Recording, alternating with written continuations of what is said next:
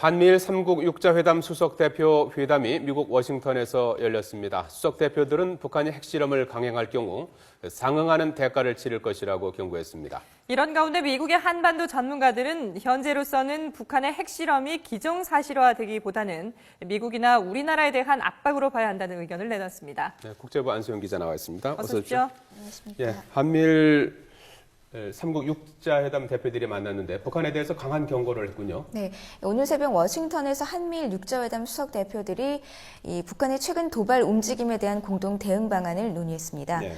최근 북한의 연이은 미사일 발사 시험, 또 우리 영공에 대한 무인기 투입, 북한의 4차 핵실험 위협에 어떻게 대응해 나갈 것인가에 초점이 맞춰졌는데요.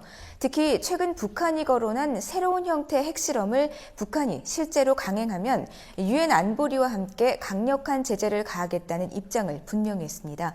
이와 관련해서는 지난해 3월 채택된 유엔 안보리 결의 2094호를 말하는 것인데요. 여기에는 북한이 추가로 도발하면 즉시 안보리에 회부하는 등의 중대 조치를 취한다는 조항이 들어 있습니다. 네.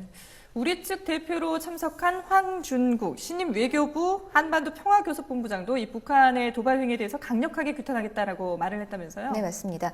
회담을 마치고 기자회견을 가졌던 이 황 본부장은 북한의 핵실험은 국제사회에 대한 정면 도전이고 국제 평화와 안전에 대한 위협이라며 비판했습니다. 그러면서 그런 도발에 대한 대가를 북한은 분명히 치르게 될 것이라고 밝혔습니다. 또 한미일 3국은 북한의 비핵화를 위한 방안들도 모색해 나갈 것이라고 말했는데요. 황 본부장의 기자회견장으로 잠시 가보시겠습니다. 북한이 핵실험을 감행한다면 그것은 국제사회에 대한 정면 도전이고 또 국제평화와 안전에 대한 중대한 위협이기 때문에 우리는 국제사회와 함께 이에 상응하는 대가를 치르도록 할 것임을 분명히 하였습니다. 네, 이 독일도 이 독일에 있는 북한 대사를 불러갖고 또 그 강력하게 최근 행보에 대해서 항의했다고요? 네, 독일 외무부가 리시홍 주독 북한 대사를 불렀습니다. 예.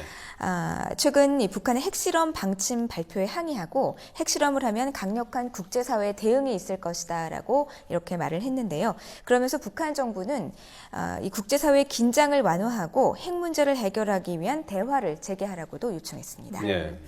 아무래도 이제 북한이 4차 핵실험을 진짜로 할 것인지 말 것인지가 중요한 일 아니겠습니까? 전문가들은 어떻게 보고 있습니까? 네, 먼저 우선 워싱턴의 보수 띵크탱크인 헤리테지 재단, 북한의 4차 핵실험 주장은 공허한 것이라고 일축하고 있습니다.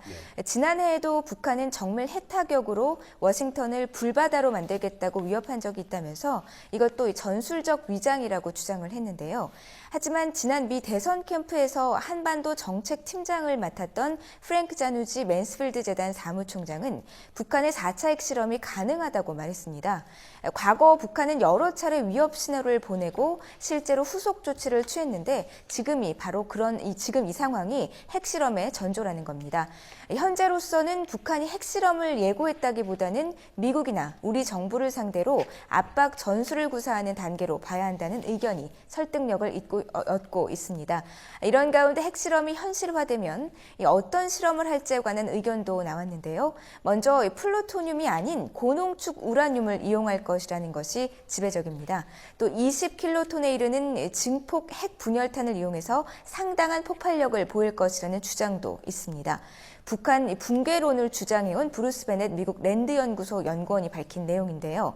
과거 북한은 1차 핵실험 때 1킬로톤, 또 2차에서는 최고 6킬로톤의 파괴력을 보였습니다. 그리고 지난 3차 때에는 실제로 방사성 물질 검출에 실패해서 정확한 측정은 어려웠는데 최고 15킬로톤에 이른 것으로 추정하고 있습니다.